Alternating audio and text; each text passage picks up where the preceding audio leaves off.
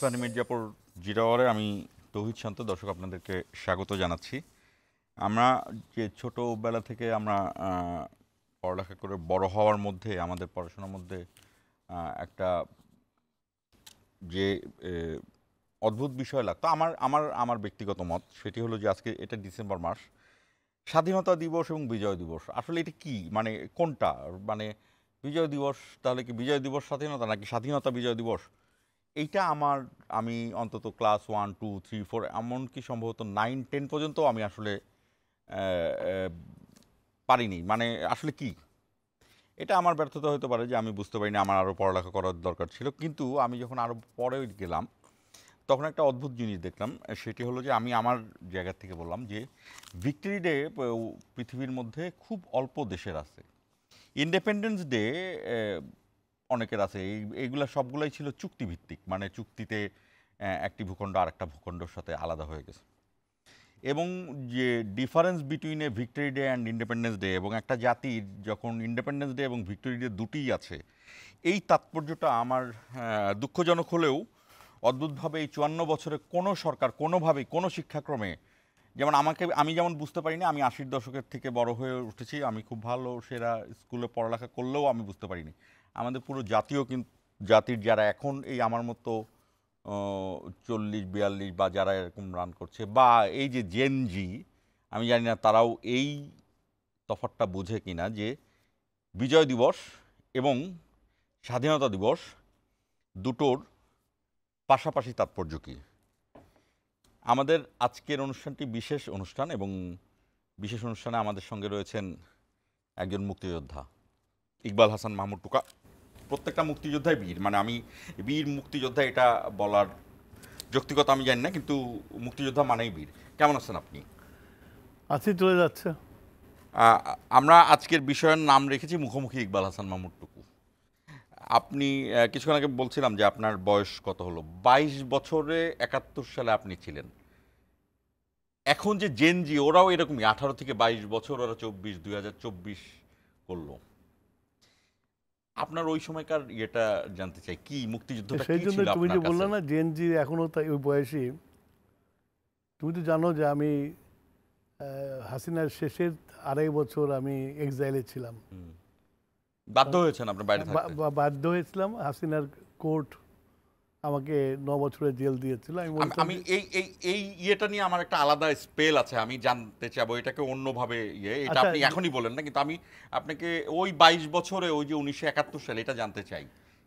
আচ্ছা, না সেটা হচ্ছিল যে আমি যেটা তোমাকে বলছি যে আমার যে আমি বাইরে ছিলাম, আমার যে 22 বছর বয়স ছিল, আমি 69-এ আন্দোলন করেছি। তখন 69-এর আন্দোলন যখন হয় তখন আমার বয়স ছিল 20 বছর। তো এই আন্দোলনের সময় যেমন আমার চোখে মুখে যে চেহারাটা ছিল, মৃত্যুকে ভয় করতাম না। সামনে শহীদ আসাদ গুলি খেয়ে পড়ে গেল, তারপরে মিছিল থামে নাই, মিছিল চলে গেছে ভাদ্রসা পার্কে। তো ওদের দেখে আমি বলেছিলাম, আমার স্ত্রীকে বলেছিলাম যে এবার ওরা জিতবে, হাসিনার থাকতে পারবে না। ওইটার সাথে এখানে দেখে যখন আপনি দেখলেন আবু সাইদ পড়ে গেল, মুগ্ধ মারা গেল, তখনই বলেছিলাম যে এবার হাসিনা টিকবে না, হাসিনাকে যেতে হবে, এই আন্দোলনে যেতে হবে। কেননা প্রতিটা আন্দোলনেই ছাত্ররাই অগ্রণী ভূমিকা পালন করে, কারণ ছাত্ররাই পারে যুদ্ধ যেতে, ছাত্ররাই পারে সংগ্রাম করতে এবং আত্মহতি দিতে। তো এর যখন ছাত্ররা এইভাবে অংশগ্রহণ করলো, তখন এটা শিওর হয়ে গেছিলাম যে হাসিনার দিন খুব গোনা, এবং চলেও যেতে হলো তাকে, এবং খুবই খারাপভাবে যেতে হলো। শেখ হাসিনা কি চলে গেছেন? পালিয়ে গেছেন। মানে কি বলবেন আমি জানি। পালিয়ে গেছেন, উনি জীবন ভয়ে পালিয়ে গেছেন। এবং কিন্তু তিনি কিন্তু বঙ্গবন্ধুর কন্যা, তার বাবা বাংলাদেশের মুক্তিযুদ্ধে তার কার কন্যা অবদানের জায়গাটা, না কার কন্যা সেটা তো বড় ফ্যাক্টর না, কিন্তু তিনি বঙ্গবন্ধুর রাজনীতিটাকেই তো সামনে আনতেন। আমি তো কর্ম দিয়েই মানুষের জাজমেন্ট হয়, কার কন্যা সেটা বড় সাবজেক্ট না। আর উনি খারাপ কাজে তার বাবাকে ব্যবহার করেছে। বাংলাদেশের ভিত্তি কি মুক্তিযুদ্ধ, কি বাংলাদেশের ভিত্তি? অবশ্যই তো সেই মুক্তিযুদ্ধ নিয়েই শেখ হাসিনা রাজনীতি করছে, সেখানে সেইটাই শেখ তো বললাম হাসিনার যে দোষটা হাসিনা কোথায়? হাসিনা তো শুধু মানে নিজেকে পচায় নাই। হাসিনা মুক্তিযুদ্ধকে একটা বাজারে পণ্য হিসেবে ব্যবহার করেছে, না এত ব্যবহার করেছে যে এখন যেটা বলা হয় যে বর্তমান জেনারেশন মুক্তিযুদ্ধকে খুব একটা ভালো চোখে দেখে না। তার কারণ হচ্ছিল যে এই মুক্তিযুদ্ধকে ব্যবহার করে হাসিনা তার ক্ষমতাকে চিরস্থায়ী করার চেষ্টা করছিল, কিন্তু সেটা হয় নাই।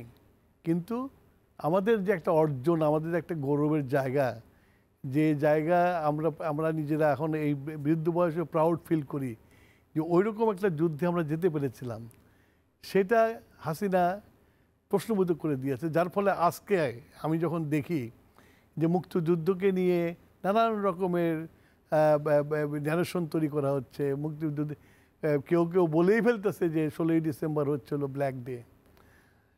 এই যে এগুলো বলছে, এগুলো বলার কারণ হচ্ছিল হাসিনার মুক্তিযুদ্ধকে অপব্যবহার করা, মুক্তিযোদ্ধাদেরকে অপব্যবহার করা। এটা করে তারা একটা ইনস্টিটিউশনকে ধ্বংস করার চেষ্টা, সবই তো ধ্বংস করছে, এটাও ধ্বংস করেছে। এখন তুমি বললা যে স্বাধীনতায় এবং মুক্তিযুদ্ধ, স্বাধীনতা দিবস এবং বিজয় দিবস, মুক্তিযুদ্ধ ডেফিনেটলি আমাদের দুইটা আর কি। 25শে মার্চ রাত্রে ইহা এখন যখন বাঙালি জাতির সাথে বেইমানি করে ঘুমান্ত একটা জাতির উপরে সশস্ত্র আক্রমণ চালালো, সেদিনই কিন্তু পাকিস্তান নামক একটা রাষ্ট্রের মৃত্যু হয়ে গেল এবং বাংলাদেশের জন্ম হলো, যে জন্মটা রূপ নিল 16ই ডিসেম্বরে সশস্ত্র যুদ্ধের মাধ্যমে। এবং জিয়াউর রহমান সাহেব যখন জাতি একেবারে মানে কি বলবো হতাশায় গ্রস্ত, এরকম আর্মি, ট্রেন্ড আর্মি নিরস্ত্র জনতার উপরে ঝাঁপিয়ে পড়েছে, এর থেকে পরিত্রাণ পাওয়া যাবে কেমন করে? ঠিক সেই মুহূর্তে জিয়াউর রহমান স্বাধীনতার ঘোষণা নিয়ে আসলো। আমি দেখেছি যে মানুষের মধ্যে কিভাবে একটা মনে হলো। জিয়াউর রহমান তো কে তখন? জিয়াউর রহমানের আমি কথাটা শেষ করি। যখন এই যে মেজর জিয়া স্বাধীনতার ঘোষণাটা দিল, তখন যে মানুষের যে হতাশা ছিল কেটে গেল। কেন কাটলো? কাটার মূল কারণ হচ্ছিল যে জিয়াউর রহমান সাহেব একজন সৈনিক ছিল।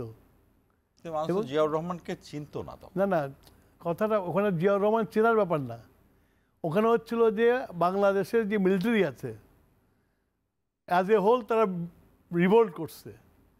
তার অর্থ এখন শুধু পাকিস্তানের সৈন্যরাই যুদ্ধ করবে না, বাঙালি সৈন্যরাও যুদ্ধ করবে, এবং তাই হয়েছে। আচ্ছা, মানুষ সেই জায়গায় আশ্বস্ত হয়েছে যে আমাদের যে বাঙালি সৈন্যরা বিভিন্ন জায়গায় আছে, চিটাগাঁয়ে আছে, জয়দেবপুরে আছে, যশোরে আছে, সব জায়গায় তারা নেমে পড়েছে। তাতে আমাদের মানুষ সাহস পেয়েছে। না, আওয়ামী লীগের চরিত্র হচ্ছিল যে সবসময় বিপদ হলে পালিয়ে চলে যায়। এই 25শে মার্চ রাতেও যাদেরকে ভোট দিল জনগণ, যাদের উপরে আস্থা স্থাপন করছিল, তারাও কিন্তু পালিয়ে চলে গেছিল, একটা আওয়ামী লীগও ছিল না। সেই সময় এই হতাশার মধ্যে জিয়াউর রহমান একটা আলো হয়ে দাঁড়িয়েছিল। সেই জন্য জিয়াউর রহমান আজও মানুষের কাছে বেঁচে আছে। তো এবং শুধু যে উনি ঘোষণা দেন নাই, উনি যুদ্ধ করেছেন। আচ্ছা, আমরাও আসলে তো ওই সময় ছিলাম না, আমাদের তো ভাগ্যই ছিল না, যে দুর্ভাগ্য এই মুক্তিযুদ্ধ দেখিনি। জিয়াউর রহমান আই রিভল্ট, এটা আমরা শুনেছি। আমি এখন শুনি যে I major Ziaur Rahman proclaim head of the Province এসে বলেন, এবং জিয়াউর রহমানের 19 দফা শুনছি। এবং সবচেয়ে বড়, আমি এক ধরনের পরীক্ষামূলকভাবে দেখা গিয়েছে যে বাংলাদেশি জাতীয়তাবাদ, এটি আমি জানি না জিয়াউর রহমান যখন করেছেন তখন তিনি আসলে এটা তাৎপর্য অতটা বুঝেছেন কিনা, বা এখনো বিএনপিও কি আসলে এটাকে ধারণ পুরোটা বোঝাতে পারে কিনা। এটা কারণ ছিল তখন একটা কারণ ছিল। কারণটা হচ্ছিল যে আওয়ামী লীগ তো বাঙালি জাতীয়তাবাদে বিশ্বাস করে, তো বাংলাদেশি খালি বাঙালিরাই থাকে, বাংলাদেশে আরো উপজাতিগুলো আছে তারা থাকে। এবং এই বাঙালি জাতীয়তাবাদ বিশ্বাস করার দরুনই আজকে যে চট্টগ্রামের পার্বত্য চট্টগ্রামের যে গোলমালটা, এই গোলমালটা লেগেছিল। তখন শেখ সাহেব বলেছিল তোরা সব বাঙালি হয়ে যা। তখন সন্তু লারমারা বলছেন আমরা তো বাঙালি না, আমরা বাঙালি হবো। সন্তু লারমার সম্ভবত বাবা বা দাদা মানবেন্দ্র লারমা ছিল, এমপি ছিল। ওই বলছে আমরা তো বাঙালি না, আমরা তো চাকমা, তাহলে আমরা বাঙালি হবো কেমন করে? এই যে কন্ট্রাডিকশন, একজন সেটা নিয়ে সেনাপতি বা সেনা একজন সৈনিক, তিনি এই যে থিওরি, এই যে বাংলাদেশি জাতীয়তাবাদের থিওরিটা বের করলেন, আমি কনক্লুড করি তাহলে তো বুঝবা। আর এত বড় বড় রাজনীতিবিদরা বড় বড় রাজনীতি দিয়ে ইমোশনে চলছে, বাস্তবতা খেয়াল করেন নাই।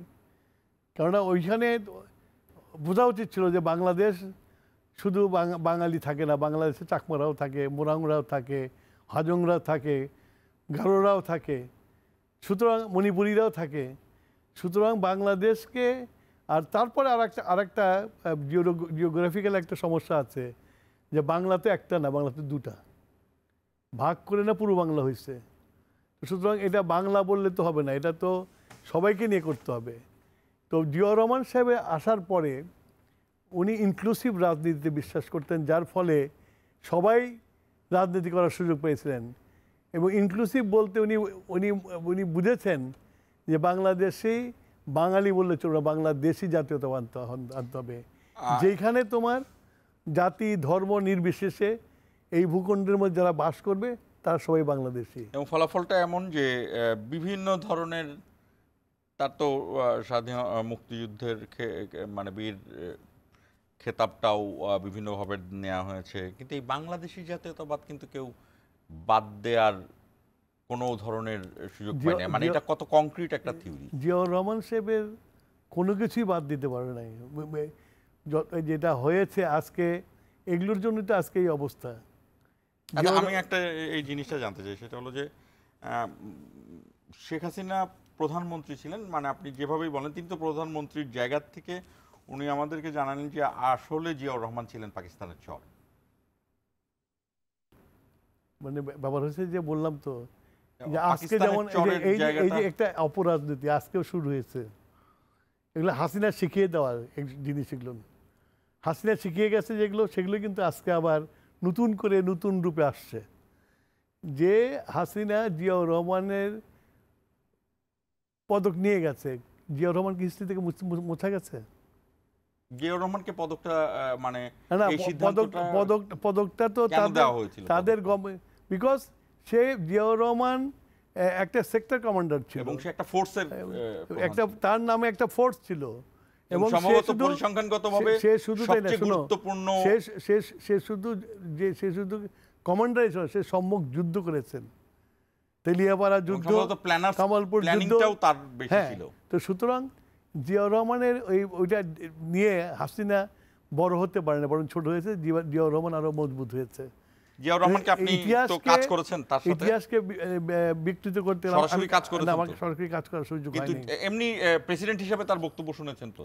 প্রেসিডেন্ট হিসেবে আমি বলবো যে জিয়াউর রহমান তার বক্তব্যে কতবার বঙ্গবন্ধুকে গালি দিত বা বঙ্গবন্ধুকে অপমান করত? উনি ওই ধরনের পলিটিক্সই করতেন না। এবং to be very frank with you, আমাদের ম্যাডাম জিয়াও কোনোদিনও এই ধরনের পলিটিক্স করেন নাই, আবার শেষ পর্যন্ত উনি করেন নাই। জিয়াউর রহমানের যেটা মানে তোমার অ্যাচিভমেন্ট হলো যে উনি ইনক্লুসিভ রাজনীতি করতেন, সবাইকে নিয়ে রাজনীতি করতেন, যার ফলে আওয়ামী লীগ জামাত দুজনেই রাজনীতি করার সুযোগ পেয়েছিল।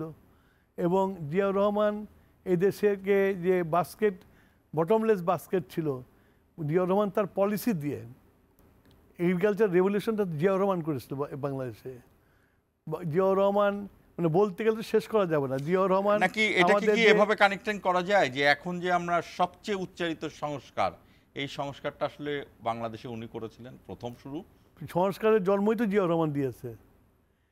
আজকে আমি বলি তোমাকে, এটা কি বিএনপি ক্যাশ করতে পারে? মানে আমি আপনাকে একটু খোলামেলা বলছি যে বিএনপির এখনকার যে বিভিন্ন ধরনের জায়গায়, মানে আমরা দেখলাম যে বিএনপি সংস্কারের বিরোধী, সালাউদ্দিন সাহেবকে অনেক ভাবে বুঝাইতে হচ্ছে, অনেক করছে।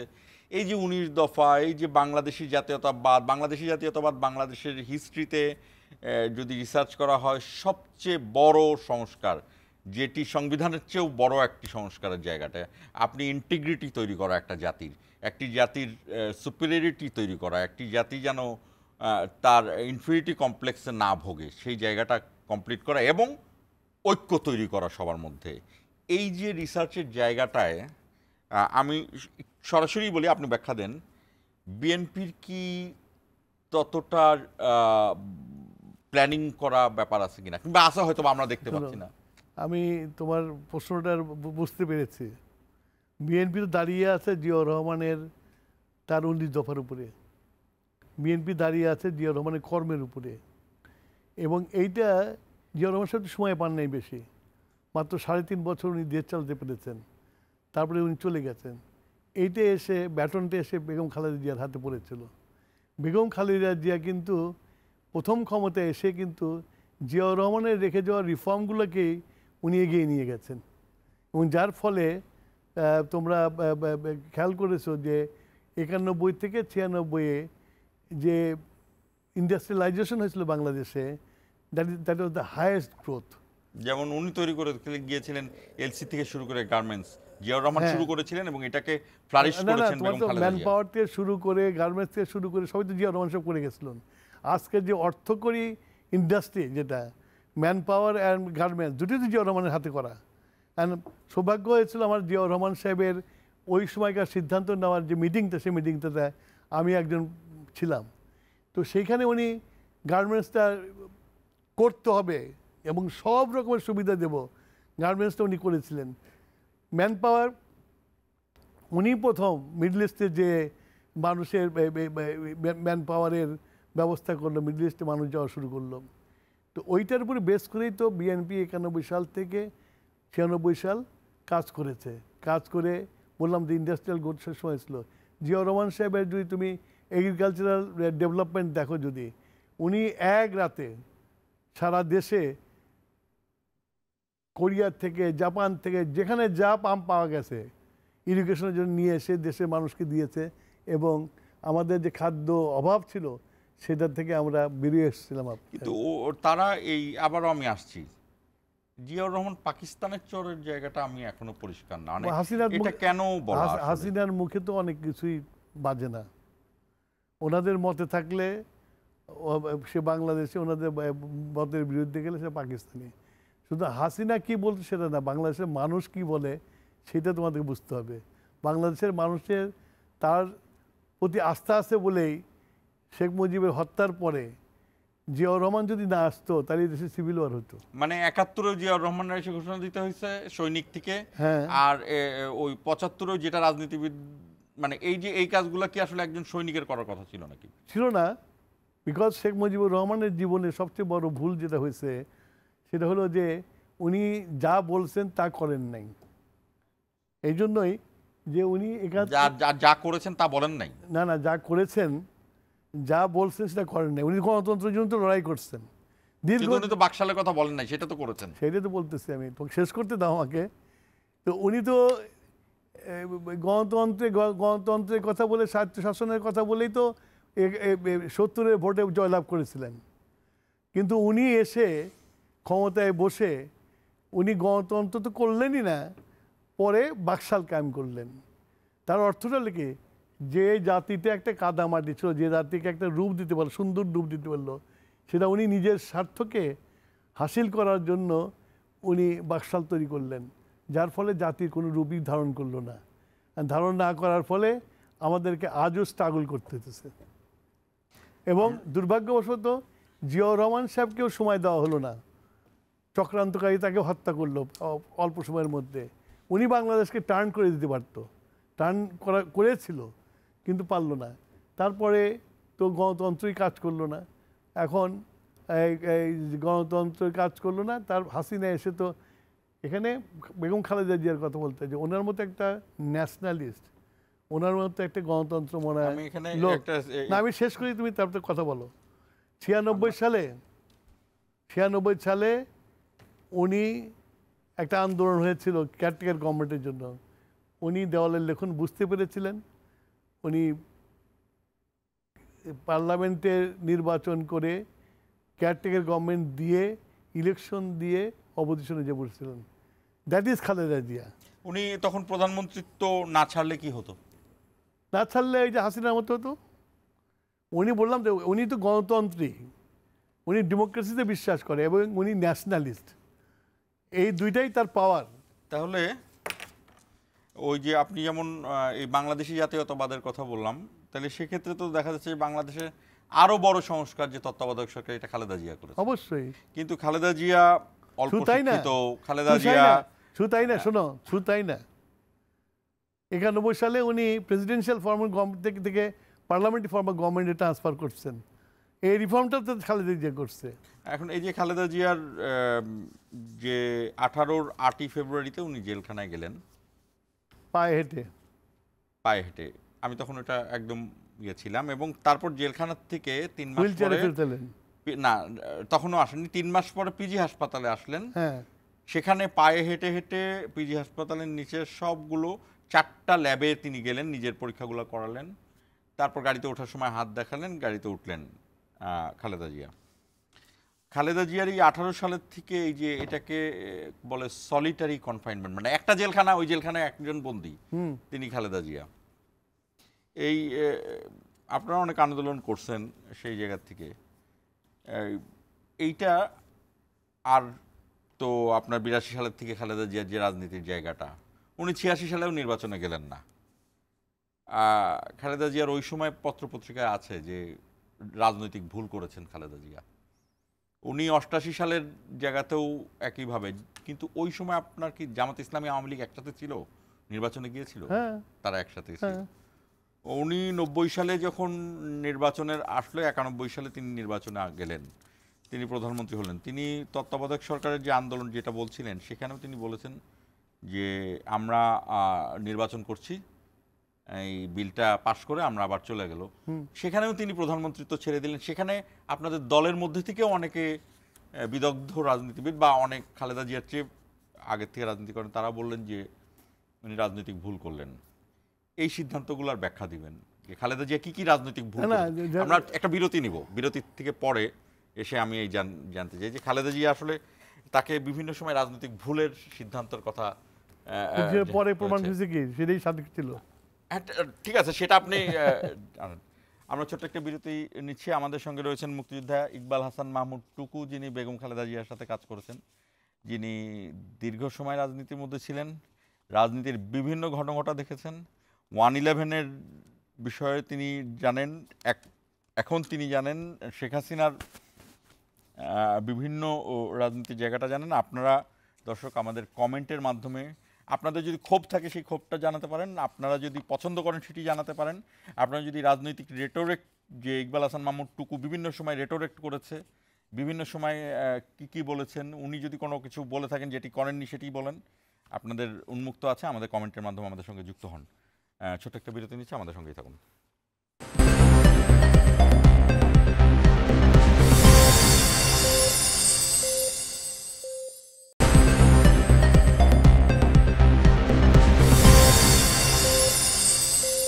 আবারও স্বাগত ইস্পাহানি মির্জাপুর জিরাওয়ার। আমাদের সঙ্গে রয়েছেন ইকবাল হাসান মাহমুদ টুকু, তিনি বিএনপির স্থায়ী কমিটির সদস্য, গুরুত্বপূর্ণ সদস্য এবং বিএনপির নীতি নির্ধারকদের একজন। আপনারা দর্শক আমাদের ফেসবুক এবং ইউটিউবে সরাসরি হচ্ছে, সেখানে কমেন্টের মাধ্যমে আপনাদের মন্তব্য জানাতে পারেন। আমি যে কথাটি বলছিলাম যে বেগম খালেদা জিয়া 91 সালে তিনি যখন সরকারে আসেন প্রধানমন্ত্রী, তিনি সম্ভবত মুসলিম বিশ্বের প্রথম নারী প্রধানমন্ত্রী, আর দ্বিতীয় বেনজির ভুট্টো, নাকি প্রথম বেনজির ভুট্টো, তিনি দ্বিতীয় প্রধানমন্ত্রী। বেগম খালেদা জিয়াকে তখন আমরা বিভিন্ন পত্রপত্রিকায় দেখতাম যে উনি সাজগোজ করে, এটা একটি দল তাকে ট্রল টিজ। বেগম খালেদা জিয়ার সঙ্গে কখনো ডক্টর ইউনূস ওই সময় করতেন না, কিন্তু ডক্টর ইউনূসের উপর বিভিন্ন ধরনের নির্যাতন চলছিল। খালেদা জিয়া সংসদে সেই কথা বলেছিলেন। অথচ আপনি জানেন 96 সালে বিল ক্লিনটনকে বাংলাদেশে এনেছিলেন ডক্টর ইউনূস, এবং শেখ হাসিনাকেই গ্লোরিফাই করার জন্য। রাজনীতির একটা আহ, আহ, চরম ইতিহাসের জায়গায় আজকের যে ইতিহাস, এই যে বেগম খালেদা জিয়াকে আমরা বিভিন্ন সময় বলেছি যে উনি রাজনীতিক ভুল করেন, আসলে উনি রাজনীতি বোঝেন না, এবং রাজনীতি বোঝেন না দেখে তিনি ওই যে কারাগারে চলে গেলেন, এই যে, এবং 2018 সালেও তিনি নির্বাচনে যাননি। যদি উনি হয়তোবা আপনার দল কোনো একটা রাজনৈতিক কারণে গিয়েছেন, কিন্তু উনি কিন্তু নির্বাচন করেন নাই। আমি পলিটিক্যাল বিটের রিপোর্টার হিসেবে একটি তথ্য জানি, সেটি হলো যে ওনার কাছে পৌঁছানো হয়েছিল মনোনয়নপত্র, এবং আপনি এটা সিগনেচার করে একটা ডিল করে বিদেশে চিকিৎসার জন্য যান। তো উনি এত বড় হাত ফোলা নিয়ে, এবং তিনি এখন মানে ফাইট করছেন, লড়ছেন, আমরা তার জন্য দোয়া করি। বেগম খালেদা জিয়ার আর কি কি রাজনৈতিক ভুল ছিল, আর অন্য অন্য নেতাদের কি কি রাজনৈতিক সঠিক আমি তোমার সিদ্ধান্ত ছিল? এই প্রশ্নের উত্তর দিচ্ছি একটা কথা দিয়ে শুরু করে, যে মানুষের ভুল ত্রুটি থাকে, এটা মানুষ বলেই তো ভুল করে। কিন্তু এইখানে আমি জিয়াউর রহমান সাহেব বেগম খালেদা জিয়ার ব্যাপারে বলবো যে উনি একজন আয়রন লেডি, এবং উনি মানে পা থেকে মাথা পর্যন্ত একজন ন্যাশনালিস্ট এবং ডেমোক্রেট। উনি যেখানে দেখেছেন যে ডেমোক্রেসি মার খাচ্ছে, সেখানে উনি কোনো কম্প্রোমাইজ করেন নাই। যে জন্য 84 সালে বেগম জিয়া নির্বাচনে যান নাই, এবং 86তেও যান নাই। কিন্তু হাসিনা গেছে, হাসিনা দিয়ে 86তে আবার বেগম জিয়ার সাথে আন্দোলনে যোগ দিয়েছে। বেগম জিয়া 2008 সালের নির্বাচনে গেছেন, যেতে চাননি, দাঁড়ান গেছেন, তখন তাকে বাধ্য করা হয়েছিল যাওয়ার জন্য, সেই জন্য উনি গেছেন, কিন্তু উনি নির্বাচনের পক্ষে ছিলেন না। আবার 2014 সালে উনি নির্বাচনে যান নাই, তখন তাকে বলা হয়েছে যে সিদ্ধান্ত ভুল হয়েছে। কিন্তু শেষ পর্যন্ত প্রমাণ হয়েছে যে বেগম জিয়াই কারেক্ট ছিল। অর্থাৎ সমষ্টিগতভাবে বিএনপিও শেষ পর্যন্ত 18তে নির্বাচনে গিয়ে, অর্থাৎ একটা পলিটিক্যাল কারণে যেতে হয়েছে, বিএনপি সেখানেও খালেদা জিয়া বিএনপি 18 সালে নির্বাচন, হ্যাঁ বিএনপি 18 সালে নির্বাচন যে না গেলে দেশের মানুষ জানতো কেমন করে যে হাসিনা গণতন্ত্রে বিশ্বাস করে না। হ্যাঁ, তো সেটা করেছে খালেদা জিয়া, অনুমতি দিয়েছিল বলে, যদিও জেলে ছিলেন উনি, ওনার অনুমতি ছিল বলে যেতে পারছেন। তো আজকে যে উনি এই যে আজকে জাতির উনি অভিভাবক হয়ে গেছেন, আজকে সারা দেশের মানুষ মানে চিন্তিত ওনার জীবন নিয়ে। এটা হলো যে ওনার যে এই যে যুদ্ধ করা, একজন গৃহিণী যে কোনোদিন রাজনীতি করে নাই, গৃহ থেকে রাজপথ, রাজপথ থেকে প্রধানমন্ত্রী, আবার প্রধানমন্ত্রী থেকে আবার রাজপথ, এই যে ওনার জার্নিটা, এই জার্নির জন্যই আজকে বাংলাদেশের মানুষ তাকে শ্রদ্ধা করে, ভালোবাসে। তাহলে আমি সেই জন্য উনি আপসী। উনি তো কখনো রাজনীতি করেন নাই। উনি 71 সালে উনার হাজবেন্ড তখন মেজর, এবং তিনি আসলে বিদ্রোহ করেছেন আর্মির, আর উনি তখন জেলখানায় আটক। উনি তো রাজনীতি করেননি। আর সমসাময়িকভাবে আমরা দুই নেত্রীকে পাশে পেয়েছি যে দুইজন করছেন। আমরা বেশিরভাগ সময় শুনেছি খালেদা জিয়া রাজনীতি করেননি, কিন্তু আর বেশিরভাগ সময় শুনেছি যে শেখ হাসিনা রাজনৈতিক পরিপক্ক। দিন শেষে আসলে কোনটা রাজনীতি? আমার মনে হয় যে এখানে আমি বেগম জিয়ার সাথে হাসিনাকে তুলনা করতে চাই না। বেগম জিয়ার মতো একজন ভদ্র সুশীল মহিলা এবং রাজনীতি যে এখন কি শেখ হাসিনা রাজনীতি শেষ করতে দাও আমাকে, যে শিষ্টাচার মেনে উনি চলেছেন, হাসিনার মতো কিছুই নেই। তো হাউ ক্যান আই কম্পেয়ার একটা ফ্যাসিস্টকে একটা ডেমোক্রেট মহিলার সাথে? আচ্ছা, আপনি নিয়ে আসলেন, এখন আমি এই প্রশ্নটি করেই ফেলি। আপনি শেখ হাসিনাকে কি বলবেন? তিনি সাবেক প্রধানমন্ত্রী, ফ্যাসিস্ট প্রধানমন্ত্রী, ফৌজদারি অপরাধে খুনের দায়ে দণ্ডপ্রাপ্ত শেখ হাসিনা, নাকি পালায়ে যাওয়ার নেত্রী, নাকি বঙ্গবন্ধুর কন্যা, কিভাবে কি বলবেন, কি বলা যাবে? আমি শেখ হাসিনাকে সমসাময়িক ইতিহাসের হিটলার মনে করি, মুসলিনি মনে করি, এবং তার চেয়ে খারাপ মনে করি আমি। হিটলার ধরা পড়েন নাই, সুইসাইড করেছিলেন সুসাইড এবং করেছিলেন। ওর সৈন্যদেরকে চারিদিকে রেখেছিলেন যে আমার লাশটাও যেন না পায়। তো হাসিনা, মানে হেরে যাওয়ার লজ্জায় তিনি ধরা পড়তে চান নাই। সেটা আমি বললাম যে ফ্যাসিজমের দিক দিয়ে হাসিনার চেয়ে বড় fascism, most probably she is the first lady fascist যাকে ক্ষমতা থেকে চলে যেতে হয়েছে, পালিয়ে যেতে হয়েছে। রিসার্চ বলে হিটলারের এক ধরনের দেশপ্রেম ছিল। হিটলারের তো দেশপ্রেম থেকেই তো ফ্যাসিস্ট সে হয়েছে, ফ্যাসিস্ট ছিল, নাজি করছে, কিন্তু একটা অত্যাচারের পরে। হ্যাঁ অত্যাচার কিন্তু করছে, এ তো একটা আদর্শকে বাস্তবায়নের জন্য, কিন্তু অন্য কোনো দেশের সাথে আঘাত করে হাসিনা নাই। তো ওই অনেক সময় হেজাব পড়ছে, হেজাব পরে ইলেকশনে জয়লাভ করছে, জয়লাভ করে উল্টা কাজটা করছে। তো সে তো তার একটা মানে এবং এইবার যেটা করেছে, এই দেশে কোনো ইনস্টিটিউশনই রাখে নাই, সব ধ্বংস করে দিয়ে চলে গেছে। এখন এগুলোকে আস্তে আস্তে গড়তে হবে। তাহলে এখন আমাকে বলেন, যে কথাটি আমরা অফ দ্য রেকর্ড বলছিলাম, যে মুক্তিযুদ্ধ নিয়ে এক ধরনের প্রশ্ন উঠাচ্ছে, আমি বলবো না তারা মুক্তিযুদ্ধের বিরুদ্ধে, জেনজি বা নতুন প্রজন্ম যারা জুলাই আন্দোলন করলো, ৩৬ জুলাইকে আনলো, তারা মুক্তিযুদ্ধের বিরুদ্ধে বলবো না, আমি সামগ্রিকভাবে ২-৪-৫ জনের ব্যাপার, কিন্তু তারা প্রশ্ন তুলছেন যে মুক্তিযুদ্ধের এই ন্যারেটিভটা কি, এই ন্যারেটিভটা কি। এবং বাংলাদেশে যখনই বাংলাদেশের মতো এক ধরনের রাজনীতি শুরু হয়, তখনই সেটাকে অ্যান্টি ইন্ডিয়ান মুভমেন্ট বলে। আসলে আমরা কি অ্যান্টি ইন্ডিয়ান মুভমেন্টে আছি না প্রো বাংলাদেশ মুভমেন্টে আছি? আমি একটা কথা সবসময় বলি আর কি,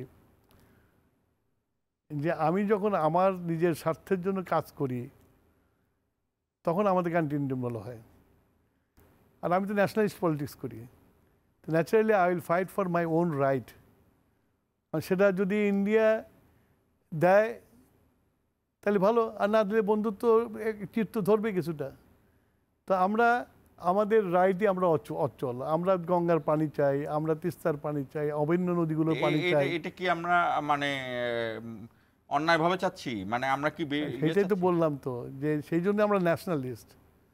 আমরা কখনোই, জিয়াউর রহমানও কোনদিন চিন্তা করে নাই, বেগম জিয়াও চিন্তা করে নাই যে নিজের দাবিকে জলাঞ্জলি দিয়ে ক্ষমতায় বসে থাকি আমি, ক্ষমতার মসনদে বসে থেকে আমি এনজয় করি, মানুষকে হত্যা করি। এটা জিয়াউর রহমানও করেনি, খালেদা জিয়াও করেননি। সুতরাং আমাদের মানে বিএনপির দর্শন আর ওদের দর্শনের মধ্যে অনেক তফাৎ আছে। আমি তো বারবারই তোমাকে বলতেছি, খালেদা জিয়া একজন মানে পা থেকে মাথা পর্যন্ত একজন ন্যাশনালিস্ট। জাতীয় স্বার্থের কাছে উনি কোনো কম্প্রোমাইজ করেন না, করেন নাই, করবেও না উনি কোনো জন্য। এবং আমাদের নেতা তারেক রহমান সাহেবও ঠিক একই, জাতীয় স্বার্থে উনি কোনো দিন কম্প্রোমাইজ করবেন না। সেটা এখন কেউ যদি অ্যান্টি ইন্ডিয়ান ব্র্যান্ড করে, কিছু করার নাই। আপনার কি কখনো মনে হয়েছে যে অ্যান্টি ইন্ডিয়ান শব্দটাও এক ধরনের রাজনীতি, এটাকে প্রো বাংলাদেশ শব্দটা ব্যবহার করা হয়নি, ব্যবহার করা হয়েছে অ্যান্টি ইন্ডিয়ান, যেই শব্দের মধ্যেও ইন্ডিয়া আছে? ওইটা তো তোমার হয়েছে কি, আমাদের পলিটিক্সের কালচারের মধ্যে এটা ঢুকে গেছে যে অ্যান্টি ইন্ডিয়ান বলতে হবে। আমরা প্রো বাংলাদেশি রাজনীতি করি, আমরা কোনো দেশের অ্যান্টি না। বিএনপি প্রো বাংলাদেশি রাজনীতি করে, কোনো দেশের অ্যান্টি না। কারোর সাথে দহরম মহরম করে না, কারোর সাথে ইয়েও করে না।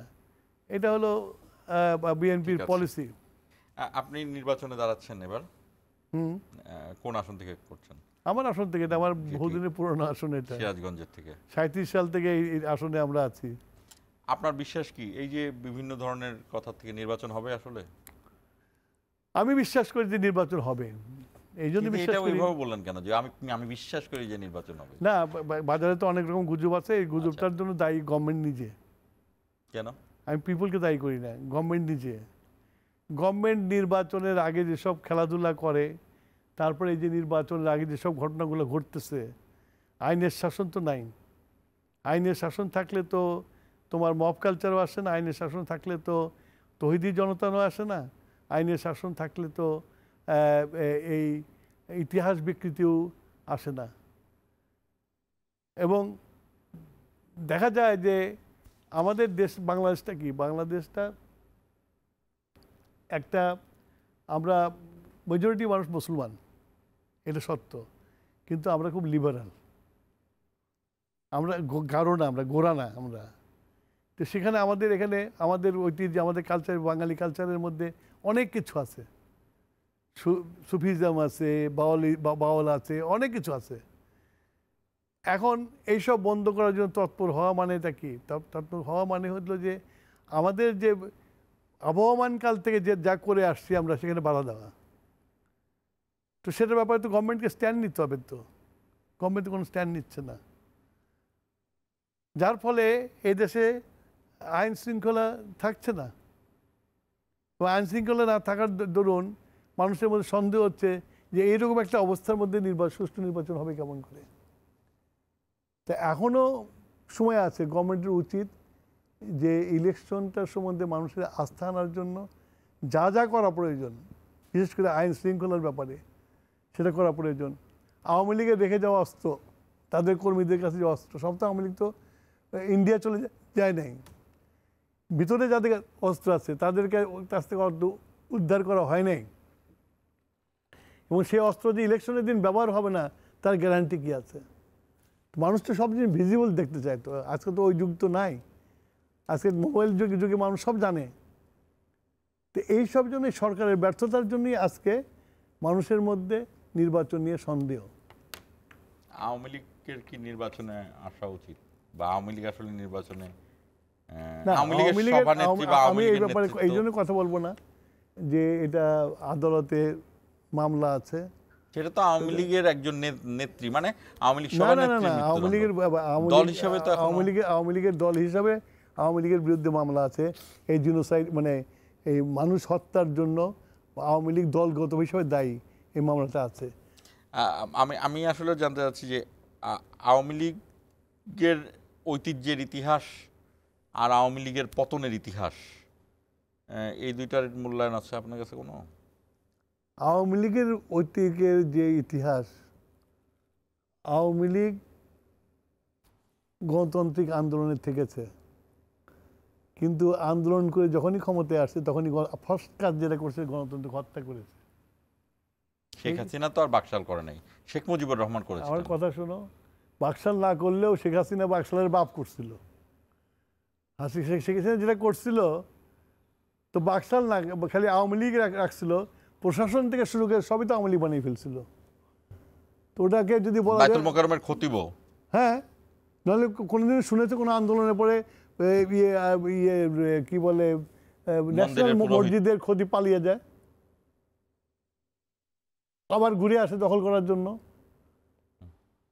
এই যে হাসিনার অপশাসন করে প্রত্যেকটা ইনস্টিটিউশন ধ্বংস করছে, এমনকি মুক্তিযুদ্ধের মতো একটা ইনস্টিটিউশনকে ধ্বংস করে গেছে শেখ হাসিনা। এর জন্য দায়ী এই ফ্যাসিস্ট, এই মহিলা দায়ী, একমাত্র সেই দায়ী। আমাদের মুক্তিযোদ্ধাদেরকে ধ্বংস করে দিয়ে গেছে। না হলে জিয়াউর রহমানের খেতাব কেড়ে নেয়, কোনো মুক্তিযুদ্ধের রাস্তা নামে না। আজকে যে মানুষ সুযোগ পাচ্ছে এসব কথাবার্তা বলার জন্য, এইসব কাজের জন্য তো সুযোগ পাচ্ছে। মানে মুক্তিযোদ্ধারা তাদের গ্লোরিফিকেশনটাকে ধরে রাখেন নাই, ধরে রাখতে পারে নাই নিজেদের পলিটিক্যাল উদ্দেশ্য হাসিল করার জন্য। তো আওয়ামী লীগের মধ্যে থাকা বিভিন্ন মুক্তিযুদ্ধের চেতনার মানুষদের পেছনে তো অনেক অনেক টাকার পরিমাণ। আমি কিন্তু এই চেতনার কথাটার সাথে আমি ডিফার করি, সবসময় ডিফার করি এই জন্যই যে বাংলাদেশের মুক্তিযুদ্ধ হয়েছে একটা, বাঙালির তো মেজরিটি ছিল তাই না, আর পাকিস্তানিরা মাইনরিটি ছিল। যখন মাইনরিটিরা এসে মেজরিটিকে অ্যাটাক করলো, তখন মেজরিটি ঘুরে দাঁড়ালো সেটাকে রুখে দেওয়ার জন্য। তো সেই সময়টা কিন্তু একটাই উদ্দেশ্য ছিল, সেটা হলো যে আমরা আক্রান্ত হয়েছি, আমরা তাদেরকে প্রতিহত করব। এটা নিয়ে তো যুদ্ধ শুরু হয়েছিল। সেটা চেতনা তো আসলে তোমার এই যখন প্রভিশনাল গভর্নমেন্ট তৈরি হলো তখন আসলে চেতনা। তার আগ পর্যন্ত হলো যে পাকিস্তান আমাদের আক্রমণ করেছে, সে আক্রমণকে প্রতিহত করে আমাদের দেশকে স্বাধীন করতে হবে। আচ্ছা, জামাত কি আসলে মুক্তিযুদ্ধের বিরোধিতা করেছিল, না আপনারা এখন এই আলাদাভাবে জোর করে জামাত? মানে ইতিহাস তো মুছে দেওয়া যায় না। জামাত শুধু মানে মুক্তিযুদ্ধের বিরোধিতা করে নাই, তখন যে এই পূর্ব পাকিস্তান সরকার হয়েছিল ডক্টর মালিকের নেতৃত্বে, সেই সরকারে জামাতের 4টা মন্ত্রী ছিল। 4টা না একটা, অন্যরা তো 4টা মুসলিম মন্ত্রী। লীগের, না পরে না জামাত না করে না, তারা। 4টা মন্ত্রী ছিল, মুসলিম লীগও ছিল, লেবার পার্টি ছিল, অনেক ছিল। তার মধ্যে আমরা তো 4টা যেটা মন্ত্রী যে ছিল। আব্বাস যিনি, তিনি হলো জামাত ইসলামীর নেতা হিসেবে। আব্বাস, ইসমাইল, আরো 2টা নাম ভুলে গেছি আমি। না, ওরা কিন্তু তখন মুসলিম লীগ করতো মনে হয়। না না না না, ইসমাইল জামাত করতো। তখনই জামাত করতো। জামাত করতো। আমরা শুনছি যে পরে নো, মুসলিম লীগের ছিল, কাসিম সাহেব ছিল, বা আরো ছিল ওটা। মুসলিম লীগের ইয়ের যারা ছিল তারা ছিল, কিন্তু 4টা জামাতের মন্ত্রী ছিল। তো এখন তাহলে আমাদের ন্যারেটিভ কি? আমরা জামাত ইসলামী, 24 জুলাই, নতুন বাংলাদেশ, সেকেন্ড রিপাবলিক, মুক্তিযুদ্ধ, আর সেদিন একজন ব্যারিস্টার শাহরিয়ার নামে একজন বললেন যে শেখ মুজিবও এক ধরনের বিশ্বাসঘাতক।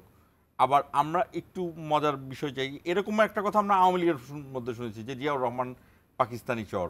ওনার কাছে শুনলাম যে শেখ মুজিব বিশ্বাসঘাতক, আর আওয়ামী লীগের সময় শুনেছিলাম জিয়াউর রহমান পাকিস্তানি চর। এই জায়গাটা আমরা মেলাতে পারি না। আওয়ামী লীগের শিখানো বলি ওই ট্রান্সফার জামাতের মধ্যে গেছে আর কি।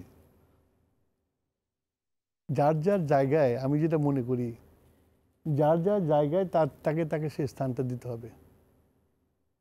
জিয়াউর রহমানের জায়গায় জিয়াউর রহমান দিতে হবে, শেখ মুজিবের জায়গায় দিতে হবে। শেখ মুজিব 71-এর মুক্তিযুদ্ধে শেখ মুজিব ছিলেন না। আচ্ছা, আমরা আসলে ছোট্ট একটি ব্রেক নিতে হচ্ছে। আমি ব্রেক থেকে ফিরে আবারও কথা বলবো। দর্শক আমাদের সঙ্গে থাকুন, 1 মিনিটের বিরতি নিচ্ছি।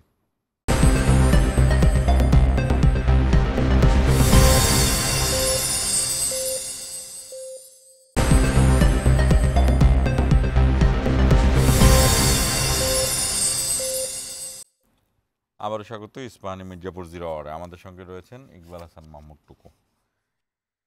হ্যাঁ, নির্বাচন প্রসঙ্গে যাই। আর